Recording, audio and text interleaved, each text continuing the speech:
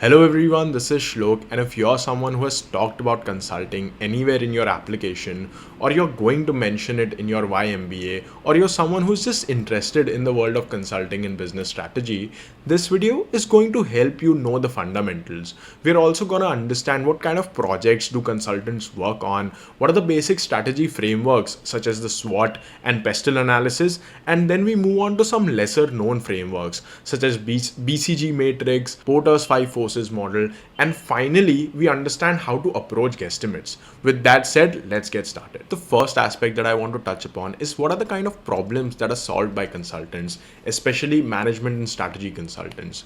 With that said, let's get into the first one, guesstimates. What are guesstimates? Essentially, consultants are required to make educated estimates about, let's say, the size of a problem or the impact of a strategy using their logical ability, general knowledge, and problem specific learnings. So these learnings are garnered through extensive research, and you get to take a lot of insights by asking good questions. So this is the first job of consultants, coming up with good answers to vague problems, unstructured problems. Up next, we have market entry problems, wherein the client requires assistance or advice in deciding whether to make an investment in a new market or not. And here is where our strategy frameworks come into play that we'll cover later into this video. But for now, I've mentioned their names on the screen. The third thing that they work on are mergers and acquisitions. So the client in this case seeks advice on whether to execute a strategic merger or an acquisition. So these are also the kinds of projects that a consultant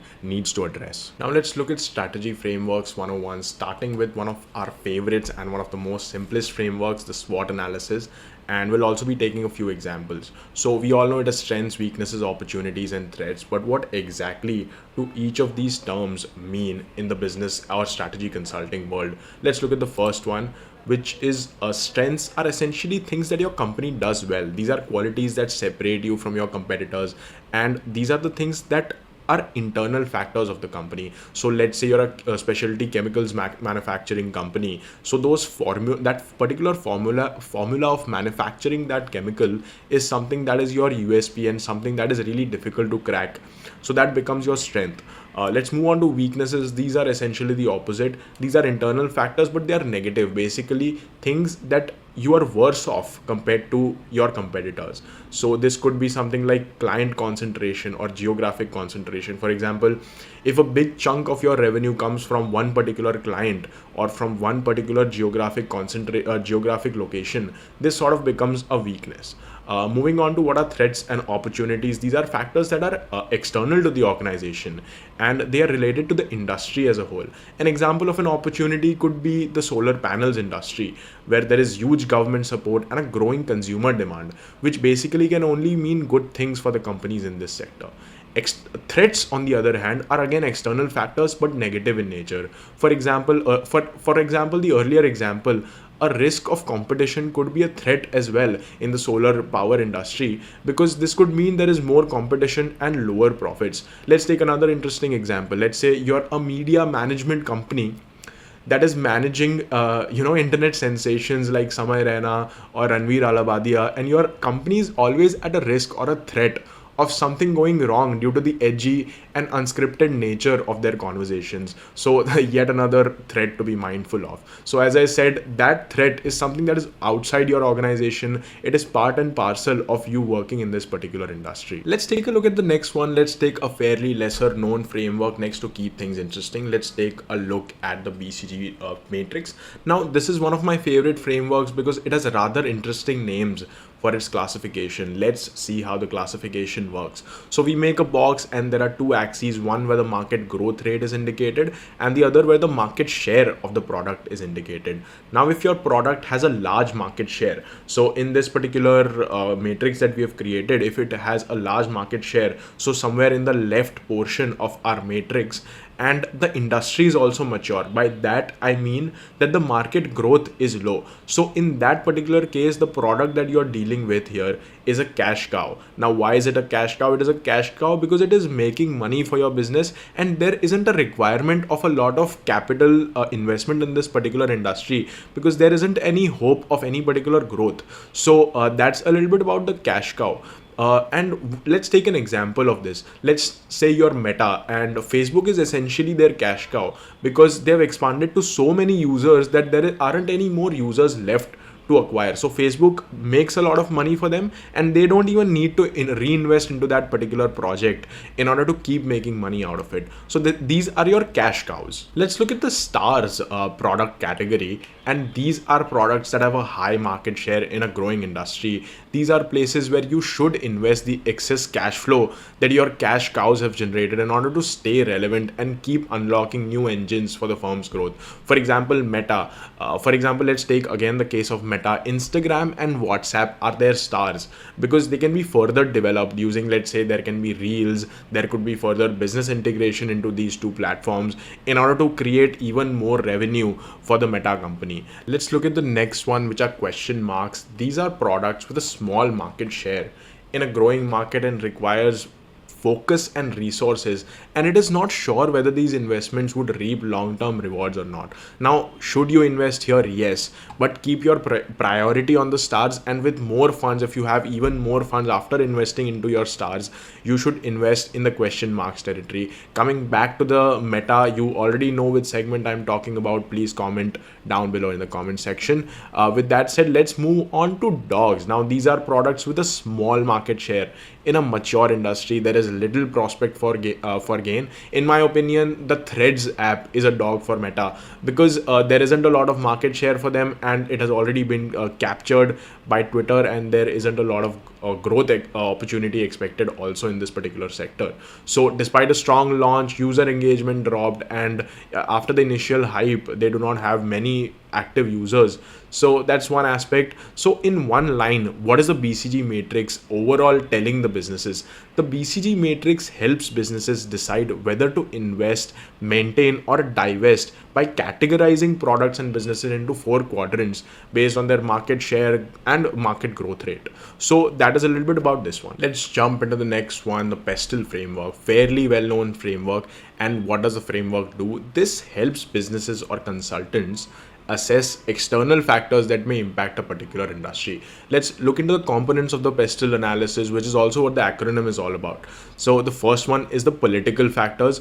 Political factors, they involve government policies, regulations, tax laws, and trade restrictions and so on. So let's take a look at an example. So let's say you're a consultant and your client is a tobacco company and who wants to enter a new geography. So you would definitely look into what kind of regulations that the government in that particular geography has in place, and accordingly you would advise your client whether you should invest in this particular geography or not. So this could be so let's say you're working with a tobacco company. This is a sin good. So in that any particular geography, what could happen is there could be additional taxation, there could be advertisement restrictions, there could be some sort. So that is essentially what the political aspect of PESTLE is. Jumping on to the next one are economic factors. The economic factors include your interest rates that are decided by the central bank, the inflation rates in a particular economy, the exchange rates, the economic growth of that particular economy, and so on. Let's again take an example. Let's say your client, you're a consultant, I'm assuming. Let's say your client is now a car manufacturer, and they're asking you to help them assess the Ukrainian car market. So now you'd express your concerns for economic growth because the consumer expenditure in a war-ridden country is going to be not as much as you'd expect. In addition to that, there would also be high inflation in the country due to supply chain disruptions of the war.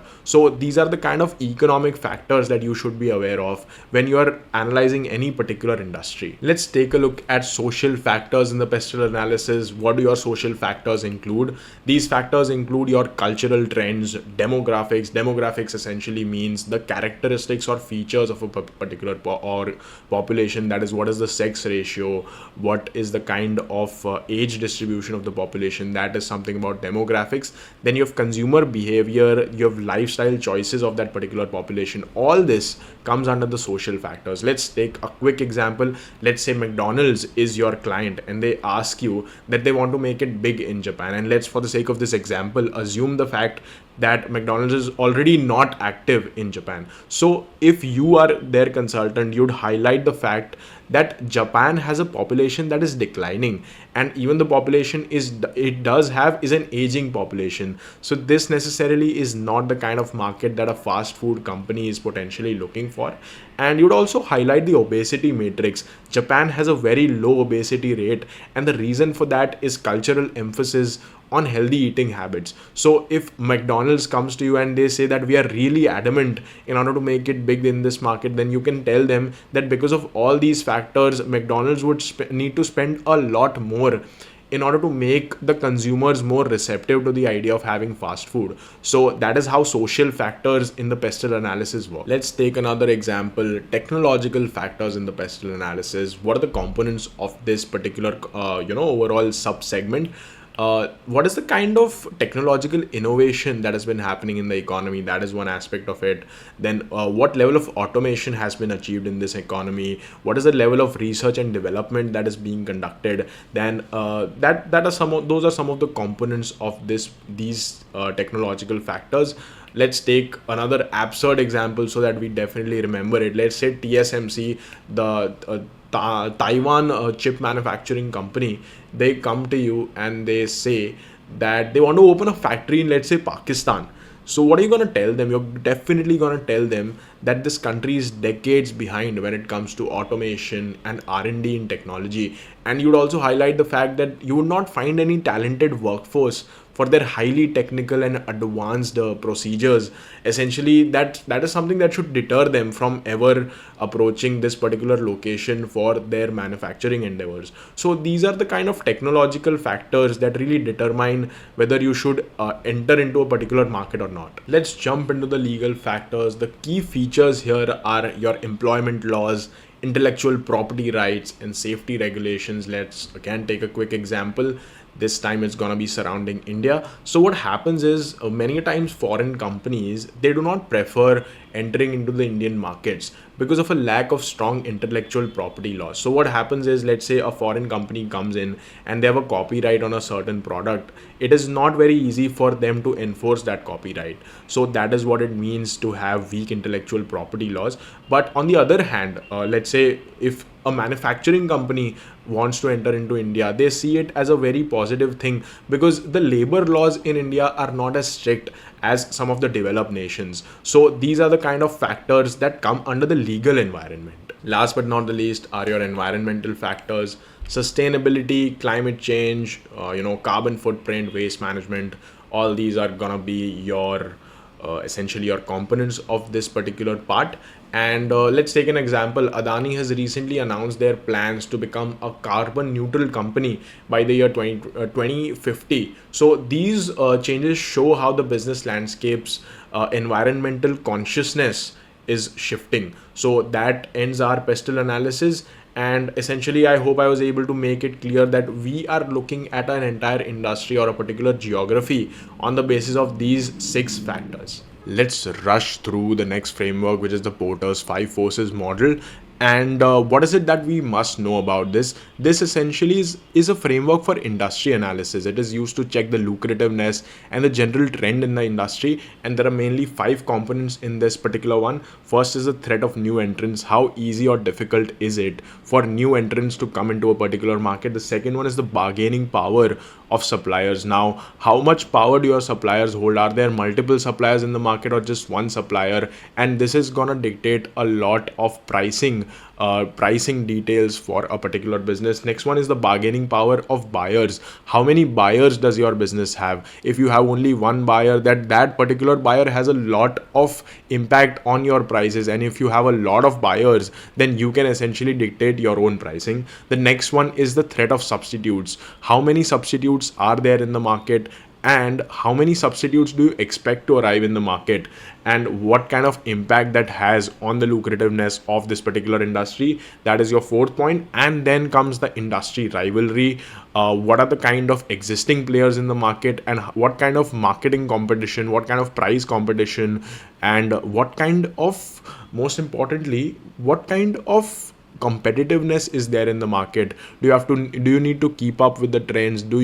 Is it a lack sort of a competition where the players have been established and everyone is happy with their market share? That sort of comes under the umbrella of industry rivalry. The next part I wanted to cover, and very relatively quickly for the sake of time, do let me know if you want a more detailed version of this in an upcoming video. So let's get into guesstimates.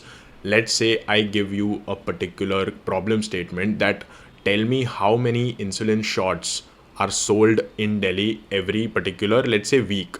So how do I approach this? I'll give you a standard approach for all sorts of these types of questions.